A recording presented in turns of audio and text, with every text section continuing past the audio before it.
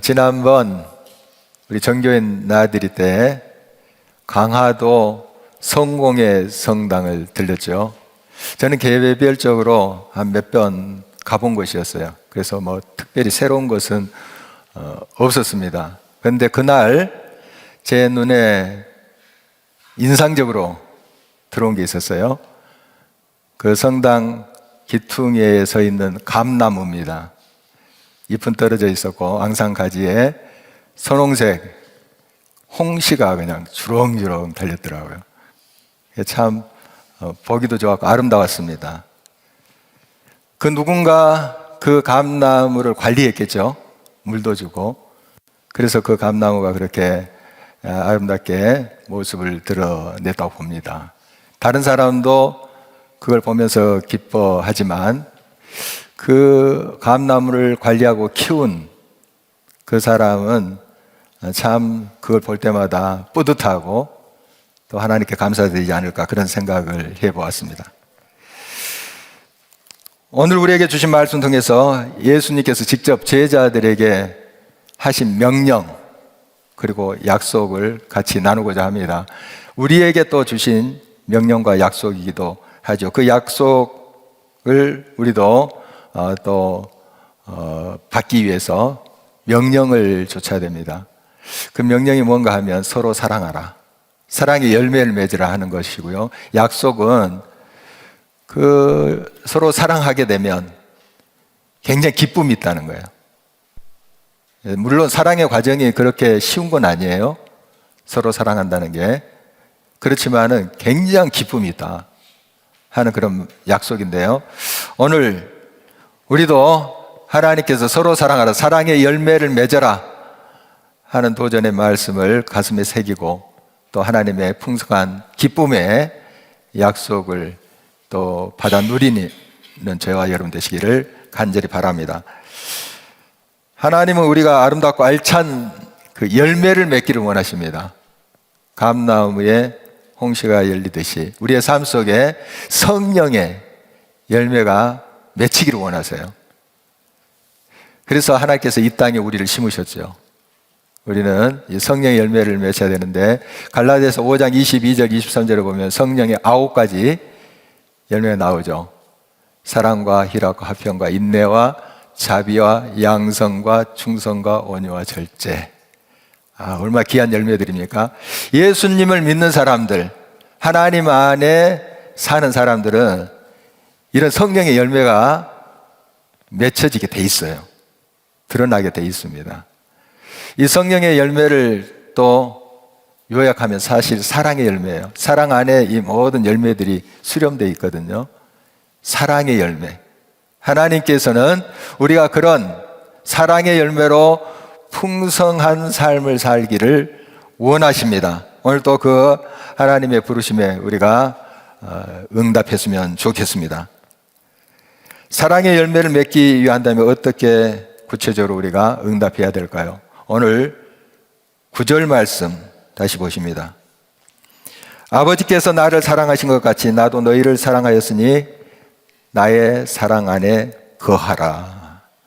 예수 그리스도의 사랑 안에 살 때에 우리는 사랑의 열매를 맺을 수 있습니다. 오늘 본문이 있는 요한복음 15장 앞부분 보면 예수님의 포도나무 비유가 나와요. 포도나무 가지가 그 줄기에 딱 붙어 있으면 열매를 맺게 되거든요. 자기가 일부러 열매를 달지 않아요. 그냥 붙어만 있으면 줄기를 통해서 양분이 올라오고 수분이 올라오고 해서 그 가지에 열매가 맺히는 거거든요. 우리가 하나님 안에 거하면, 참 사랑이신 하나님 안에 살면, 꼭 붙어 있으면 우리의 삶 속에 사랑의 열매가 맺혀진다 하는 건 너무 당연한 사실이 아니겠습니까? 시냇가에 심은 나무가 시절을 좇아 열매를 맺듯이 하나님 말씀을 주야로 우리가 묵상할 때에 하나님부터 사랑이 우리 삶 속에 들어오죠. 생명이 들어오죠. 그리고 때에 따라서 열매를 맺게 되는 것입니다. 그 열매를 볼 때 또 경험할 때 기쁨이 있겠죠. 그 기쁨을 누리고 또 이웃과 나누는 삶, 그 기쁨을 흘러보내는 삶, 하나님께서 이것을 우리들에게 바라고 있는 것입니다. 사랑의 열매를 맺는 삶의 특징이 여러 가지가 있겠는데요. 그 중에 몇 개를 이제 오늘 좀 생각해 보고 우리 함께 삶 속에 적용해 보았으면 좋겠습니다. 첫 번째로, 먼저 사랑하라는 거예요. 먼저. 좀 기다리지 말고, 내가 먼저 다가가고, 내가 먼저 손 내밀고, 내가 먼저 좀 미안하다, 좀 이야기했으면 좋겠어요. 가정에서부터. 또 우리 교회에서부터 내가 먼저 좀 다가가자 하는 것입니다. 그리고 남이 먼저 나를 이해해 주기를 원하기보다도 내가 먼저 마음을 열어서 우리 다른 사람들을 받아줬으면 좋겠습니다. 자기 중심의 생각에 틀을 버리고 다른 사람을 먼저 배려하는 그런 마음만 있어도 상당히 가정과 공동체 분위기가 좋아질 것입니다. 자기 중심의 생각을 가진 사람, 이기적인 그런 생각을 가진 사람은 다른 사람에게 상처를 많이 줘요. 꼭 그래요. 그리고 공동체를 불화하게 만듭니다. 화목을 깨뜨려요. 자기중심적인, 이기적인 삶의 특징이 이렇습니다. 이것은 우리 주님께서 우리에게 가르치신 대로 살고 있는 것이 아니죠. 주님의 가르친 대로 산다면 화목해하고 화해하고 하는 것 아니겠어요? 또 서로 평화를 이루고 가는 게 아니겠습니까? 자기 중심적인, 자기 이기적인, 자기의 욕심을 추구하는 삶은 이와 같이 공동체를 파괴합니다. 오래전에 이제 들은 이야기인데요. 영락교회, 큰 교회죠. 거기에 여전도사님의 이야기예요. 그 영락교회 근처에 남대문 재래시장이 있죠. 그래서 이제 이 전도사님이 그 시장에 갔습니다. 그래서 할머니가 이제 콩나물 팔고 있었는데 콩나물을 이제 사는 거예요. 재래시장에 가면 물건 값을 흥정합니다. 좀 깎아주세요, 깎아주세요. 외국 사람도 그거 배워가지고 깎아주세요, 깎아주세요. 그러더라고요. 그리고 좀 더 주세요. 좀 더 주세요. 그래서 이 전도사님도 할머니에게 좀 더 주세요. 그랬어요. 할머니가 한 움큼 듬뿍 집어가지고 콩나물을 봉투에다 집어넣어 주었어요. 그랬더니 또 전도사님이 조금 더 주세요. 그랬어요. 그러자 이 할머니가 이렇게 대답했다고 합니다. 전도사님, 제가 처음부터 많이 준 거예요. 영락교회 교인이었습니다, 이 할머니.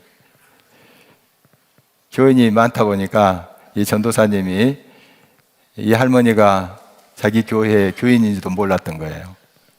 그래서 자꾸 더 달라고 했던 것이죠. 이미 처음부터 전도사님이구나 하고 듬뿍 줬는데,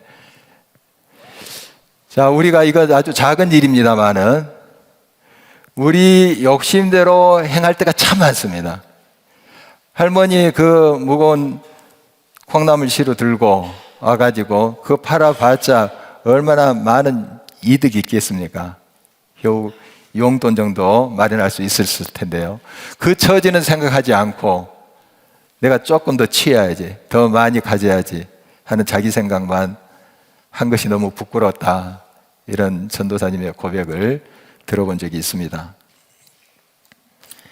개인뿐만 아니라 집단 이기주의도 있습니다. 교회 안에서도 이런 이기적인 그런 행동과 말이 있을 수 있어요. 자기 팀, 자기 부서 예산을 더 많이 확보하기 위해서 이런 정말 욕심이 있을 수 있습니다. 물론 많은 일을 하기 위해서 예산을 규모 있게 세우고 쓰는 것은 필요해요. 그러나 항상 경계해야 됩니다. 우리 밥그릇만 챙기려고 해서는 안 돼요. 항상 우리가 다른 사람을 먼저 배려하고 생각하고 다른 사람의 처지가, 또 다른 팀, 다른 부서의 처지가 어떤가 하는 걸 살필 줄 아는 그런 마음이 우리에게 있어야 하겠습니다. 예수 그리스도께서 친히 우리의 친구가 되셔서 자기의 목숨까지 우리를 위해서 버리셨습니다. 그래서 그의 우리를 향한 사랑을 확증하셨죠. 오늘 본문 13절 14절입니다. 사람이 친구를 위하여 자기 목숨을 버리면 이보다 더 큰 사랑이 없나니 너희는 내가 명하는 대로 행하면 곧 나의 친구라. 우리를 친구 삼아 주신 것도 참 황송하고 고마운데 자기 자신의 목숨을 버리고 죽으시고 우리를 살리셨어요. 구원하셨습니다. 이 얼마나 큰 사랑이겠습니까? 정말 하나님의 놀라운 사랑이 우리 가운데 이미 들어온 거예요. 사실 우리가 예수 그리스도를 믿는 순간 하나님의 영원한 생명, 영생, 그게 우리에게 주어진 거예요. 굉장한 선물을 우리가 이미 받았어요. 사실 받았습니다. 천국이 여러분의 것이에요. 이게 너무 크니까 우리가 실감을 못할 뿐이죠. 굉장한 것을 우리가 받았는데 정말 이 사랑에 우리가 감사해서 넉넉한 마음으로 나보다 다른 사람을 먼저 생각하고 배려하는 그런 우리가 돼야 되겠습니다. 우리 교회는 자신의 이제 달란트를 가지고 여러 부서와 팀에서 섬기는 일꾼들이 참 많아서 감사를 드립니다. 손익 계산하거나 자기만 생각한다면 그렇게 헌신할 수 없죠. 순수하고 또 이 아름다운 마음으로 주를 섬기는 그런 우리 일꾼들이 있기 때문에 우리 교회에 이렇게 또 든든히 서갈 수 있다고 믿습니다. 새해를 준비하면서 각 부서와 팀의 일꾼들이 많이 필요하죠. 특히 우리 다음 세대들을 양육하고 섬기는 교회학교 교사들 많이 필요합니다. 오늘 청소년들이 여기 있기도 하고 또 축하하기 위해서 앉아 있는 것 같은데요. 예. 정말 우리 교사들이 많이 필요해요. 사실 힘이 듭니다. 힘이 들어요. 얘들 관리하기가 여간 쉽지 않습니다. 요즘 힘들어요. 그러나 굉장히 보람됩니다. 은혜 받아요. 정말 주님을 더 깊이 만날 수 있는 기회예요. 여러분 이렇게 헌신할 때 하나님께서 그걸 통해서 영광을 받으시고 여러분 가운데 또 기쁨이 충만하게 하십니다. 다시 한번 도전합니다. 여러분은 새신자가 아닙니다. 헌신자, 헌신하는 자, 주님의 사역에, 주님의 부르심에 응답하고 주님의 일에 헌신하는 자들이다 하는 걸 기억하시고 그 헌신의 기쁨 맛보시기 바랍니다. 주면서도 섬기면서도 기뻐요. 그게 헌신자들이 누리는 하나님의 큰 복이죠. 예수 그리스도 안에 거하면 사랑의 열매를 맺는 삶에 또 약속을 주십니다. 오늘 본문 7절을 주목하십니다. 너희가 내 안에 거하고 내 말이 너희 안에 거하면 무엇이든지 원하는 대로 구하라. 그리하면 이루리라. 우리가 그리스도 안에 거한다는 거, 주님과 딱 하나가 된다는 거, 그것은 하나님의 말씀을 따라서 사는 것을 말하는 거예요. 주 안에 거한다는 것은 말씀을 따라서 사는 것, 주님의 뜻을 따라서 사는 것, 이걸 의미합니다. 바로 이웃을 먼저 사랑하는 삶, 이게 주님의 뜻이에요. 하나님을 사랑하고 이웃을 사랑하는 것, 내 몸과 같이 사랑하는 것, 이게 하나님의 뜻 아니겠습니까? 그래서 이런 하나님의 말씀에 따라서 사랑의 삶을 살면 구하는 모든 것을 다 들어주신대요. 정말 놀라운 약속 아니에요? 여러분이 원하는 걸 다 들어주신대요. 그런데 그 뒷부분만 가지고 여러분 은혜 받지 마시고요. 그 앞에 사랑하는 거, 하나님 말씀, 하나님의 뜻대로 사랑하며 살면서 하나님께 구해 보라는 거예요. 기도해 보라는 거예요. 다 들어주신다. 여러분 사랑의 힘이 이만큼 위대합니다. 우리 하나님은 사랑이세요. 그 하나님이 내 속에 있을 때 말씀이 살아서 나를 이끌어가는 삶이 되는 것이고, 그런 삶 속에 참된 기쁨이 있고, 또 그런 삶 속에 여러분이 하나님의 뜻대로 구하는 모든 것을 다 응답받을 수 있다. 이게 하나님의 약속이에요. 우리 주님이 직접 말씀하시는 내용입니다. 여러분 이러한 큰 약속의 성취가 여러분의 구체적인 삶 속에 있기를 간절히 바랍니다. 그래서 이 사랑의 열매를 맺는 삶의 특징은 기쁨이에요. 굉장히 기뻐요. 오늘 본문 11절을 다시 보십니다. 내가 이것을 너희에게 이름은 내 기쁨이 너희 안에 있어 너희 기쁨을 충만하게 하려 함이라. 자녀가 기뻐하는 모습을 부모가 본다면 참 행복하겠죠. 그러나 반대로 자녀가 좀 슬퍼하고 좀 낙심하고 이런 모습을 부모가 본다면 그 마음이 어떨까요? 같이 슬퍼지겠죠. 우리 하나님의 마음을 좀 헤아려 보자는 겁니다. 하나님은 우리가 잘 되기를 원하세요. 행복하기를 원하십니다. 우리가 기쁨으로 살기를 원하세요. 하나님이 손수 우리를 빚으셨기 때문에요. 흙으로 우리를 손수 만드셨대요. 그리고 그의 생기, 호흡을 우리들에게 부어주셨어요. 이제 히브리어로 호흡을 루아흐라고 합니다. 루아흐. 이 호흡은 생명이에요. 호흡이 숨이잖아요. 숨은 생명이에요. 그리고 이 루아흐는 영이라는 뜻이 또 있습니다. 영. 하나님의 영이 우리들에게 들어온 거예요. 영원하신 하나님의 영이 들어오니까 우리가 영생하는 거예요. 그 생명이 우리 가운데 있기 때문에. 정말 놀라운 일 아닙니까? 여러분 안에 하나님의 영원한 생명이 들어와 있어요. 영생이 들어와 있어요. 그래서 우리를 그토록 사랑하신 거예요. 하나님의 생명이 우리 가운데 들어왔기 때문에 우리를 그렇게 아끼시는 거예요. 손수 빚으시기도 하시고 또 우리를 위해서 독생자를 이 땅에 보내주셔서 죽게 하셨잖아요. 얼마나 우리를 사랑하시면 그럴까요? 우리를 사랑하십니다. 제가 이제 초등학교 시절에 방학 숙제를 선생님 내주세요. 그럼 그 중에 하나가 만들기. 그때는 우리 좀 어려운 용어 공작이라 했습니다. 공작. 만들기에 뭘 이렇게 접착제를 붙여가지고 만들어가는 건데 그게 이제 숙제였어요. 이제 개학이 되어서 이제 그 만들기 그걸 가지고 이제 학교 가죠. 선생님한테 이제 학생들이 내면 선생님이 거기에 이제 잘된 작품, 그렇지 못한 작품을 구분해서 꼬리표를 답니다. 제일 잘된 작품, 선생님 보시기에 특선, 이렇게 꼬리표를 붙입니다. 특선. 그 다음에 3등 정도 되는 것을 가작이라 했는데 그것도 좀 어려운 용어네요. 가작. 좀 잘된 작품이다. 가작. 이렇게 붙이고, 그 다음에 좀 그럴듯한 작품들은 입선. 좀 괜찮다 하는 그런 뜻이겠죠. 그리고 나머지 것들은 아무 꼬리표도 안 붙어요. 굳이 꼬리표를 붙인다면 낙선. 이렇게 되겠죠. 제 작품은 어디에 속해 있었을까요? 낙선 쪽에 있습니다. 제가 음악은 좀 좋아합니다만은 미술에는 별로 소질이 없어서 항상 낙선이에요. 그냥 제 작품은 쫙 구석에 있습니다. 이제 등교해서 교실문을 엽니다.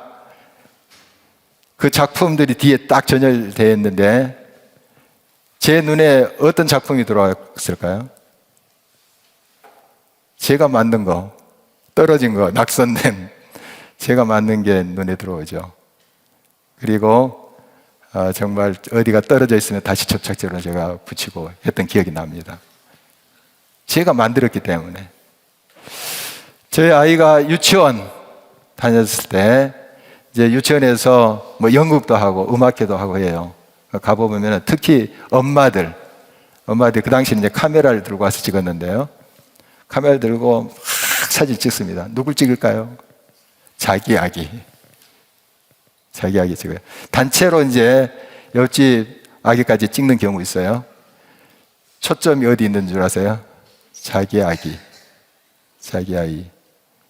얘기했어요. 좀 과장해서 말한다면 다른 아이들 그것만 눈에 안 들어와요. 자기 아이만 눈에 들어옵니다. 하나님 마음은 어떠실까요? 자기가 손수 빚으셨어요. 만드셨어요. 그리고 생명까지 주셨어요. 어떻게 그 눈길을 우리에게 떼십니까? 뗄 수가 없어요. 하나님 우리를 그렇게 사랑하신다는 사실 기억하시기를 바랍니다. 손수 이렇게 우리를 사랑하시는 그 아버지 하나님, 바로 그 하나님의 사랑 안에 거하는 삶, 거기서 기뻐하는 삶을 살기를 우리 주님은 우리들이 원하고 계시는 것이죠. 소요리 문답이라고 있어요. 웨스트민스터 소요리 문답이 있는데, 거기에 제 첫 번째 질문이 인생의 제일 되는 목적이 무엇입니까? 이런 질문이에요. 그 대답은 하나님을 높이고 영화롭게 하고 하나님께 예배드리고 찬양하고 하나님을, 그 가운데 우리도 기뻐하는 거예요. 바로 하나님은 이러한 모습을 원하십니다. 우리가 하나님을 높여드리고 하나님께 영광 돌리고 하나님을 찬송하고 사랑의 열매를 맺음으로써 하나님 마음을 흡족하게 해드리고 그 하나님 안에서 우리도 막 기뻐하는 것, 그걸 하나님 보기를 원하신다는 사실입니다. 18회 전에 우리 길가의 교회가 시작되었습니다. 이 동네에서 오랫동안 사신 권사님으로부터 들은 이야기예요. 지금 저 길가에 있는 학교 건물 아주 폐창고처럼 그런 몰골이었답니다. 유리창도 깨지고 또 새 창살로 이렇게 돼 있고, 그리고 그 길이 어두컴컴했대요. 밤만 되면 좀 지나가기가 좀 무서울 정도였답니다. 그리고 수풀이 막 우거지고 이런 곳이었대요. 그런데 이제 주님의 교회에서 우리 교회를 개척했습니다. 주님의 교회에서 그 건물도 다 색칠하고, 그리고 그 창문도 다시 새 것으로, 튼튼한 것으로, 좋은 것으로 다 갈고, 또 수풀도 제거하고 거기다 화단을 만들었어요. 깔끔하게. 정말 분위기가 좋아졌습니다. 그리고 그 창립 예배를 드린 주간에 도농 전철열이 개통된 거예요. 굉장히 놀라시는 것 같기도 하고 안 그런 것 같기도 한데, 이거 정말 신비해요. 우리가 그 일정을 맞춰서 교회 개척 예배를 드린 거 아니거든요. 딱 그 주간에 우리가 주일에 창립 예배를 드렸다면 한 금요일쯤인가 개통을 한 거예요. 개통하기 전에 그 앞도 조금 험했다고 해요. 딱 정리됐잖아요. 지금의 모습처럼 적용도 하고. 그러니까 이 동네가 그냥 환하게 돼버린 거예요.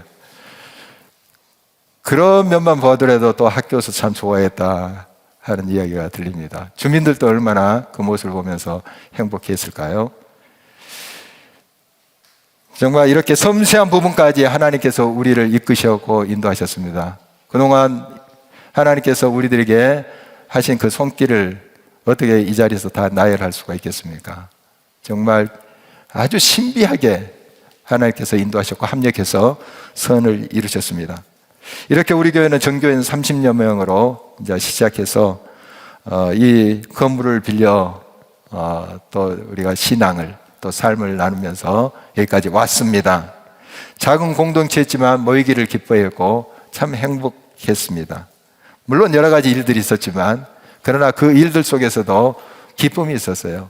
합력해서 선을 이루시는 주님을 경험할 수가 있었습니다. 그래서 매년 꾸준히 알차게 성장해 왔죠. 그러다가 우리도 예외 없이 코로나19의 직격탄을 맞았습니다. 많은 이제 행사 프로그램이 취소되기도 하고 또 축소되기도 했죠. 많이 흔들렸지만 지금은 모든 걸 추스리고 또 안정세에 접어들었다고 그렇게 보입니다. 정말 하나님께서 다시금 알찬 열매로 우리 교회를 통해서 또 풍성한 역사를 베푸실 것을 믿습니다. 여러분 이제까지 잘 해 오셨습니다. 앞으로도 계속해서 또 사랑의 열매를 함께 이곳에서 맺어가시기를 간절히 바라는 것입니다. 오늘 이제 마지막 주일 설교라고 누가 계속 그래서 저도 조금 이제 느낌이 옵니다만은 사실 실감이 안 나요. 이제 몇 주 설교 준비도 안 하고 쉬고 하면 이제 은퇴했구나. 그때 아마 느낄 것 같아요. 어제 마지막 새벽 설교를 했습니다. 그때 이게 마지막이다, 여러분 잘 계십시오, 이런 언급 안 했어요. 그냥 평소 하던 대로 그렇게 새벽 예배를 인도했습니다. 새벽 기도 끝나고 좀 인사라도 할 걸 그랬나 그런 생각을 했습니다만 그냥 물 흐르듯이 가는 게 좋을 것 같아요. 그리고 여러분, 제가 늘 기도할 겁니다. 예, 간섭한 게 아니고요, 기도할 거예요. 하나님께 간구하고 마음으로 기도로 함께 할 것입니다. 여러분, 이제껏 잘해왔듯이 앞으로도 계속해서 정말 사랑의 열매를 맺어가기를 바랍니다. 먼저 좀 다가가기를 바랍니다. 우리 교인들 5년, 10년 같은 교회에서 신앙생활 하는데 얼굴도 잘 모르는 경우도 있더라고요. 이름은 물론이고. 여러분, 조금 얼굴이 좀 생소하더라도 다가가시고 통성명부터 하십시오. 먼저 다가가십시오. 또 무슨 갈등이 생겼을 때 먼저 가서 손 내밀고 미안하다 하십시오. 뭐 큰 사랑 우리가 정말 행할 수도 있지만 이런 일부터 우리가 실천했으면 좋겠습니다. 그래서 사랑 공동체를 이루어갔으면 좋겠습니다. 그리고 헌신하면서 정말 하나님께서 우리에게 부여한 그 사명을 잘 감당할 때 하나님 우리를 통해서 아름다운 풍성한 열매를 주렁주렁 맺히게 하실 것입니다. 그 가운데 우리가 헌신하면서 주면서 다 바치면서도 참 기쁨을 누리게 돼요. 세상에 알 수도 없고 줄 수도 없는 그런 기쁨을 누리게 될 것입니다. 그리고 지나가는 길손도 나그네도 좀 하나씩 그 열매를 따먹으면서 행복해지는 그런 일들이 우리 길가의 교회에 풍성히 일어나기를 주의 이름으로 축원합니다.